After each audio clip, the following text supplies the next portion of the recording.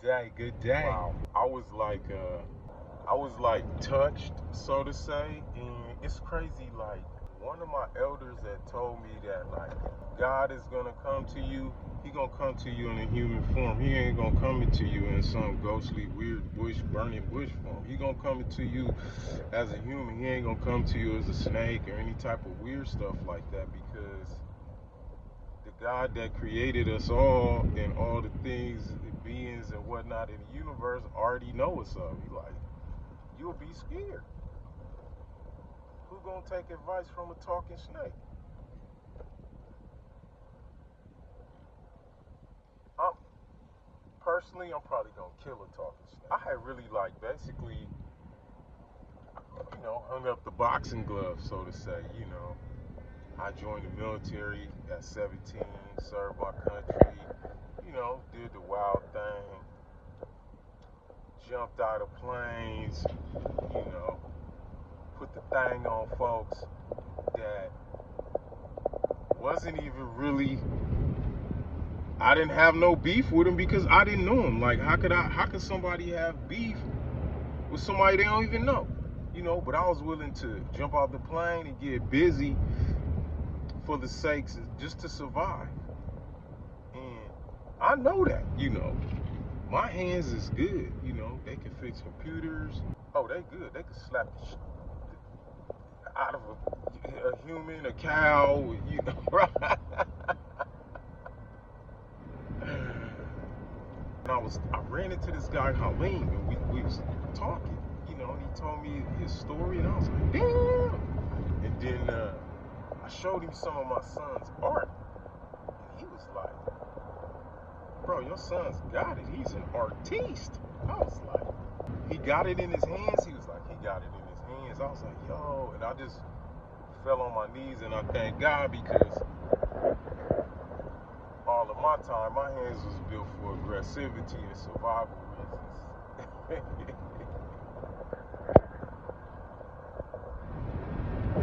And so, like I was saying,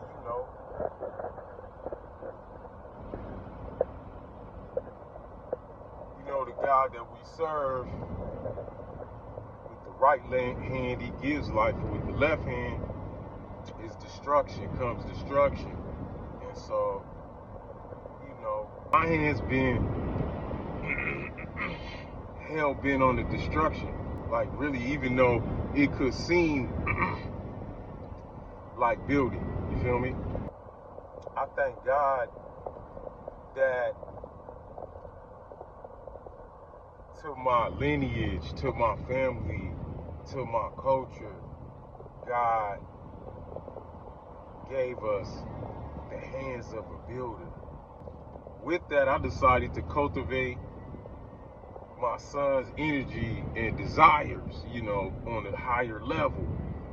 And so, like, whatever he want to do artistically, I'm with it.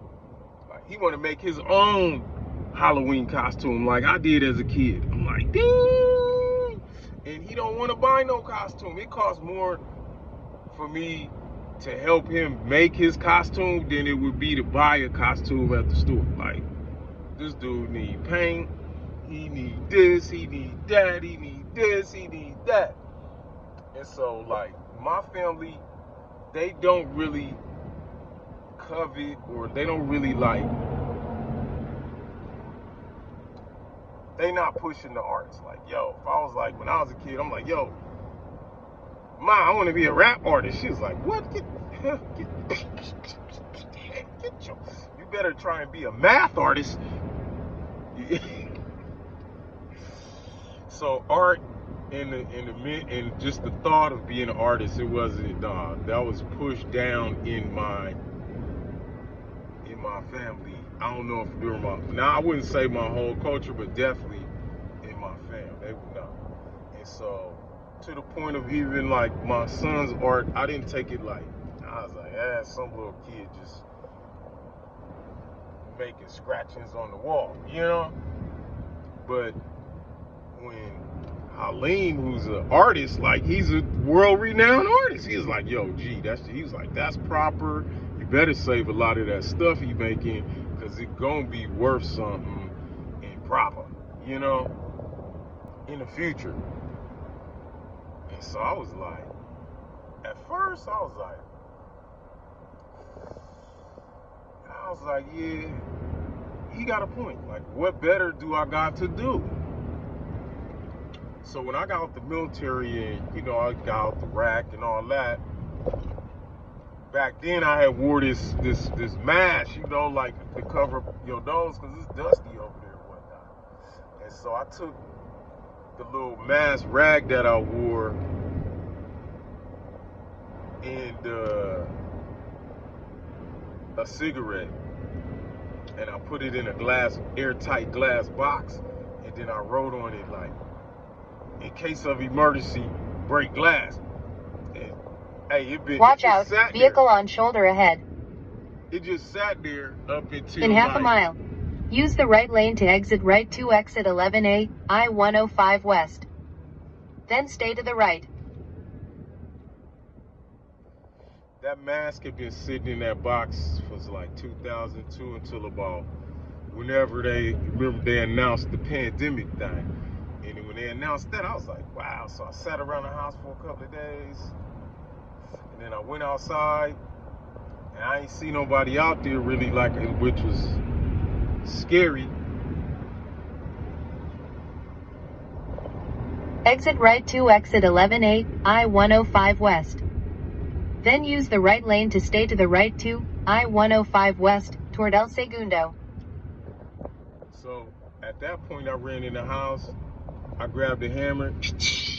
Use the right lane to stay to the right to I-105 West toward El Segundo. I grabbed the hammer.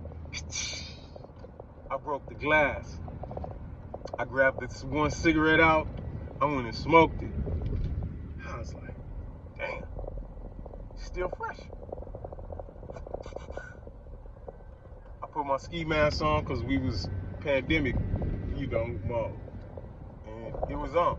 I was outside during the pandemic, fam, because my kids got to eat, man, because I felt like, when I was in the military and I was jumping out of planes into the valleys of the shadows of death, with just a damn cloth mask on, I wasn't worried about it, really. I had smoked my cigarette. I was ready for whatever. You feel me?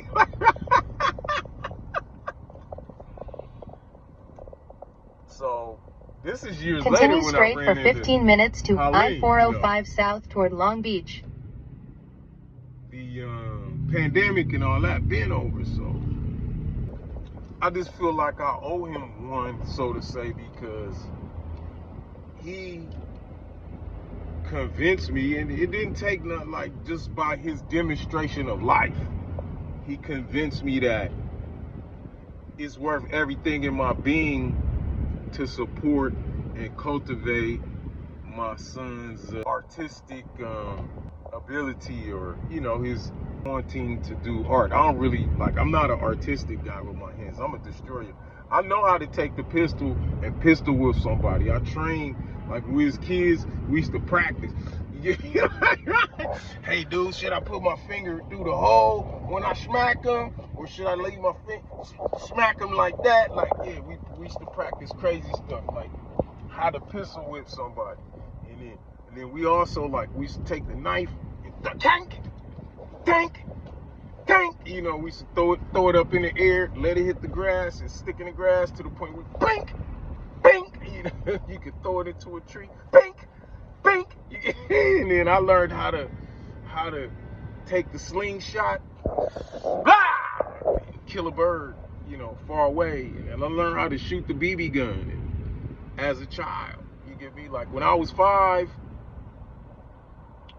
my grandpa Benny, my mama's daddy, Benny Kinchin, look up them Kinchins, Kinchion, Benny Kinchin. He put the gun in my hand when I was 5. He's like, yo, aim it up in the air, blah, blah. I was like, as a child, once you put the gun in your hand and shoot it, you want to shoot it again. So I haven't really had my son, I don't take him shooting and all that, I figured I just let it come to his way when it come his way. But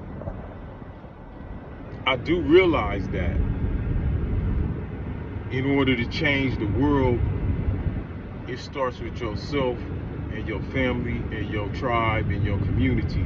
So this is my effort to make a difference and a change in the world, to bring some beauty, to build something instead of just destruction. You get, but I was raised on that, so I didn't know no better. My daddy fought in Vietnam. Heck, my granddaddy was in like the Korean War or something like that. And my great granddaddy fought like at D-Day. You know, he ran off the ships in D-Day to the sounds of bullets pelting the door that we think, ran off with no fear in his heart. And he told me, you know, my pops and them told me the stories when I joined the military. And they didn't want me to join the military, you get me? And it's crazy that I'm the fourth in a series of, you know, the junior, the first, the second, the third, you get me?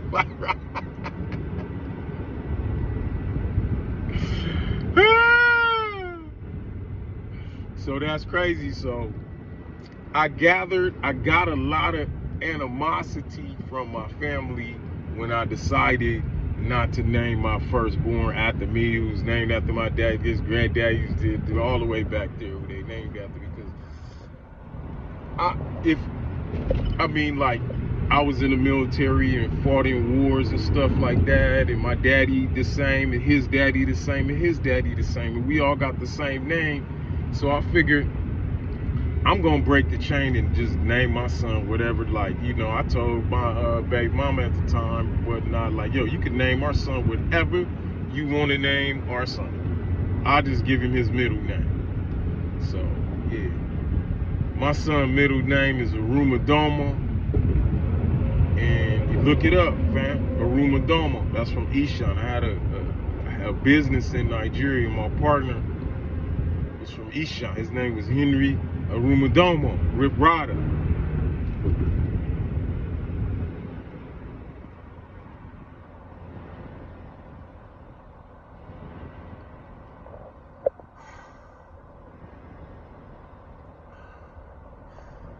Henry was my dog, fam.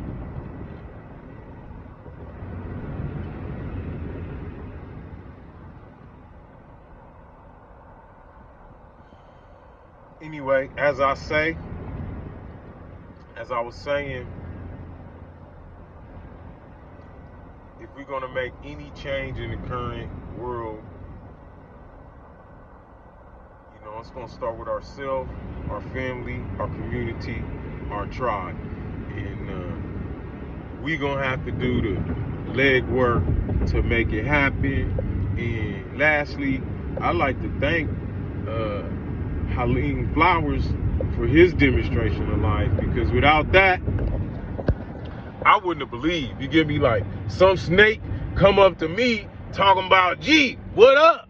First thing I'm gonna do is pull a shank out my pocket and start doing the shank dance.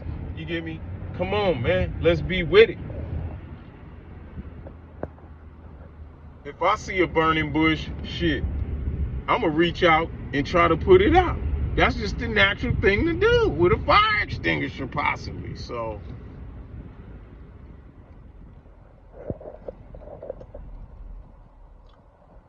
let's consider these small things that I talked about as we move into a new millennium, a new period in time, and a new period in humanity. And like my great grandmama told me when I joined the military, my mama said, "Yo, tell them people when you get there that hey, don't break nothing, because I ain't paying for nothing." Yeah, my great grandmother said, she was like, "Love, grandson, love one another." And my great grandmother was one of them Scientologists, and that's a whole nother story right there. You get me? Like, everybody in my family straight Baptist, but my great grandmommy was a Scientologist They built that Church of the Triangle that's on Western. My great grandmother was the treasurer for that church. It used to be in the backyard. Then they stacked up their loot and built that triangular church. So something in me wants to buy it back, fam. Something in me wants to buy that thing back. Because my great grandma, they sacrificed everything they had to build that. And now, like, it's in the hands of others. Hurt my heart. Anyway, peace and blessings. Enjoy the rest of your day. Stand firm in your beliefs. Rise high.